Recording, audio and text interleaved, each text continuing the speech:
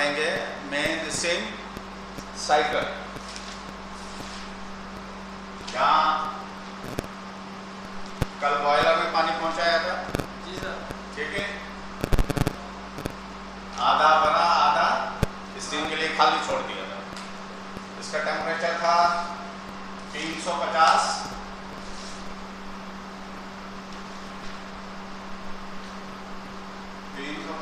Degree centigrade और 135 बार इसका pressure था। ठीक है, यहां से जो स्टीम निकली वो सुपर हीटर, ये सुपर हीटर से यहाँ पे आ गई। ये फाइनल सुपर हीटर है, दूसरे हम डिस्कस नहीं कर रहे। ये क्या है? Final super heater. यहाँ से जो स्टीम आती है उसका टेम्परेचर है 540 डिग्री सेंटीग्रेड, प्रेशर है 130 बार, फ्लो है 670 टन पर आवर और कंडक्टिविटी है लेस देन 0.5 माइक्रो सीमेंस। ठीक है, ये स्टीम आई यहाँ पे, ये MSV है, MSV मेन स्टीम वाल्व।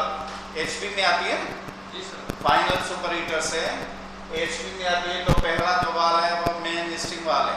ये हैंडल वाल्व भी होता है और मोटराइज भी होता है। ये वंस टाइम खुलता है और बंद होता है, इंटरमीडिएट पोजीशन इसकी नहीं होती।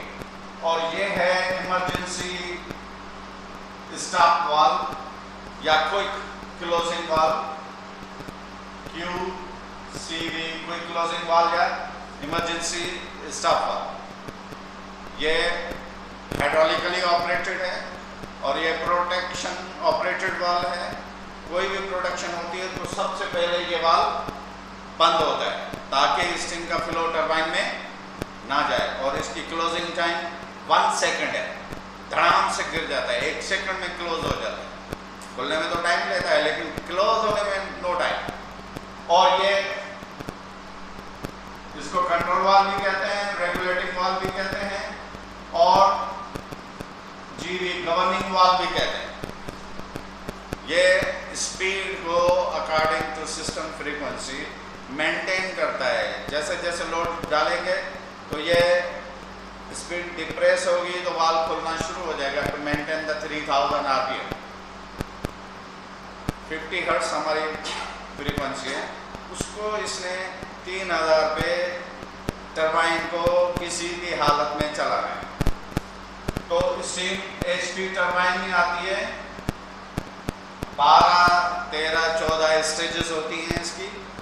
स्टीम अपना काम करती है, वर्क डन के बाद ये नॉन रिटर्न वाले HP से स्टीम निकलती है ताकि बेक ना हो। और रीहीटर में हम स्टीम देते हैं और रीहीटर में जब ये HP से निकलती है तो 290 डिग्री और 28 बार इसका प्रेशर बच जाता है।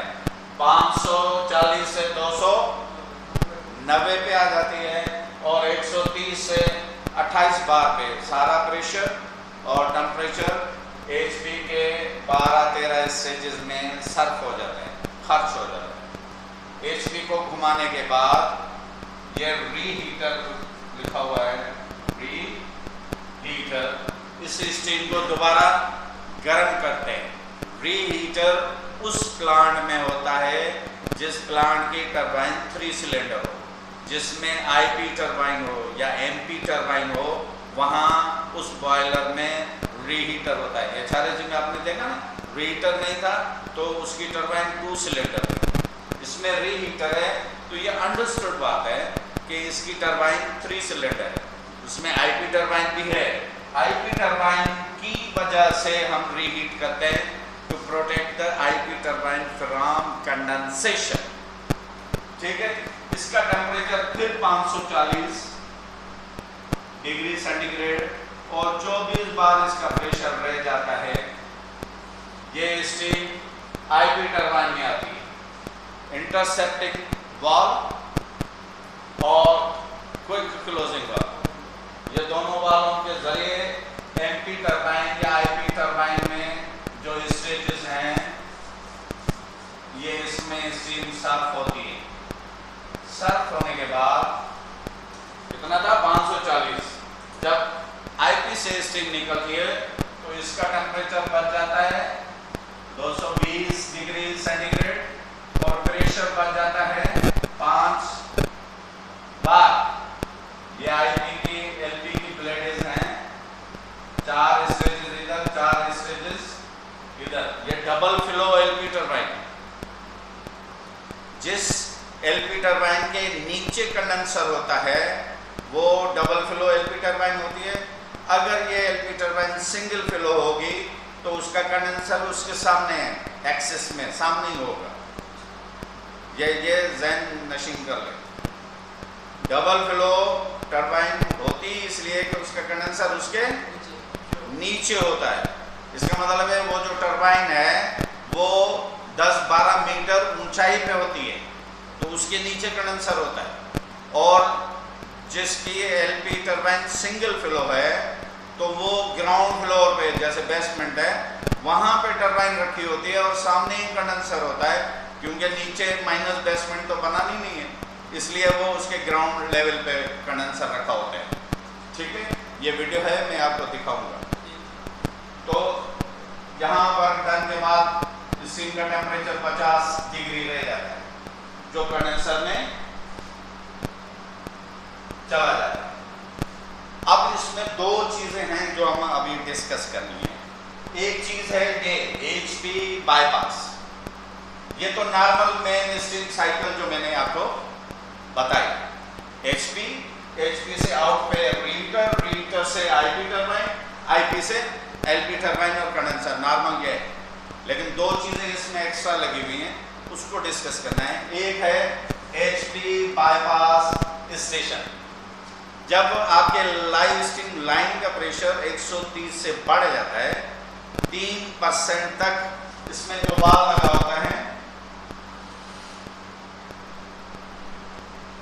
ये मैन स्टीम लाइन है, यहाँ पे ये यहाँ से ऐसे जाती है। ये भी बॉयलर ड्रम से, क्योंकि एपी साइड है तो बॉयलर ड्रम से जो स्टीम निकलती है वो सुपर हीटर, ये फाइनल सुपर हीटर यहाँ से निकल के एचपी में जाती है।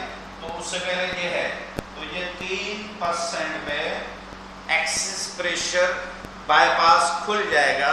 बाईपास खुलने से इसमें फीड वाटर इंजेक्शन करते हैं, तो इसको ठंडा करके कंडेंसर में डायरेक्ट हॉट वेल में दे दें। और शुरू में जब रोलिंग करते हैं तो हमें तो फुल स्टीम चाहिए नहीं, हमें तो आहिस्ता चाहिए, तो हम मैन्युअली इसको खोल के जब बॉयलर सर्विस में लेते हैं, टरबाइन तो अभी नहीं चल रही होती ना, तो वो जो बॉयलर स्टीम बना रहा है वो कहाँ जाएगी?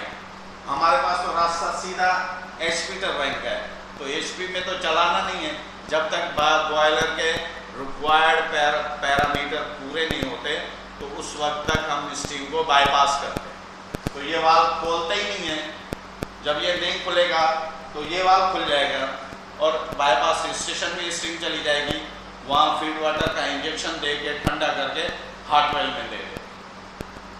नहीं, हॉट वेल में नहीं दे दे, बल्कि रीहीटर में दे दे। एचपी बाईपास का जो आउटलेट है वो रीहीटर में जाता है, रीहीटर दोबारा उसको गर्म करती है, तो फिर हम यहाँ पे एलपी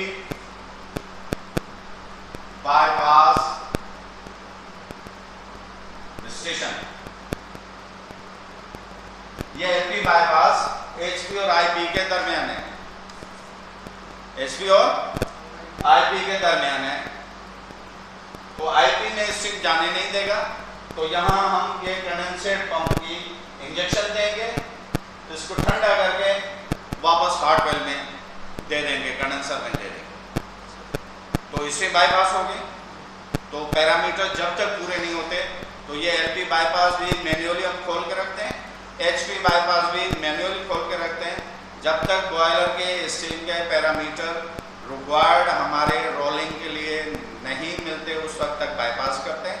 जब रोलिंग होगी तो फिर आहिस्ता आहिस्ता इसको बंद करेंगे और गवर्नर वाल्व को आहिस्ता आहिस्ता खोलना शुरू करेंगे और रोलिंग स्टार्ट करेंगे। तो रोलिंग के लिए अलग चैप्टर है, वो बाद में हम डिस्कस करेंगे। तो ये सर्किट है मेन स्ट्रीम साइकिल, ये मेन स्ट्रीम साइकिल है, क्योंकि पानी हमने हार्ट वेल से लिया था, फीड टैंक में पहुंचाया through LP heater, feed tank से एचपी हीटर और इकोनोमाइजर से गुजर के बॉयलर ड्रम में पहुंचाया था, और बॉयलर ड्रम से फाइनल सुपर हीटर से गुजार के एचपी टरबाइन में गया। अब ऑलरेडी बॉयलर का टेम्परेचर 350 है, हमें चाहिए 540, तो 200 डिग्री का मज़ीद फ्यूल इस्तेमाल करके, अब ये 200 डिग्री का फ्यूल जो फर्नेस में हम टेम्परेचर मेंटेन करते हैं 1400 डिग्री सेंटीग्रेड, 1200 से 1400, वो सिर्फ 200 अचीव करने के लिए। तो इससे जो हमारे इकोनॉमिस्ट हैं, जो बनिया है, वो कहता है कि रात को बैठ के कैलकुलेशन करो कि कितने CFD गैस या फ्यूल कितने लीटर इस्तेमाल किया, कितने टन स्ट्रिंग जनरेट हुई, कितने मेगावाट बने, तो मुझे बचत कितनी हुई। तो ये रात को बैठ के आप कैलकुलेशन करते हैं, लोड फैक्टर, प्लांट फैक्टर, ये वो, और आपका जो ITR सेक्शन है वो ई-फॉर्म भर के पूरा जो है महीने का खाता निकालता है कि फ्यूल इतना हुआ, मेगावाट इतने बने, इतने पैसे, इतनी बचत होगी। सही है? तो इसको कहते हैं इफिशिएंट। अगर ऑपरेट सही हो टरबाइन के और बॉयलर के, तो इफिशिएंसी जाहिर हो जाती है, तो जो मालिक के प्लांट है उसको बचत हो जाएगी। ये बचत वाली फैक्ट्री है, बाकियों में नुकसान होता है, इसमें तो कमाई ही कमाई है। लेकिन अगर निगलिजेंसी ऑपरेटर से हो जाए दोनों तरफ के, तो फिर डिफिशिएंसी में आ जाता है। और कोशिश करनी चाहिए कि इससे रिलेटेड जितनी भी ऑक्सिलरी है वो इंटेक्ट रहे और सिस्टम नॉर्मली चलता रहे। ठीक है जी।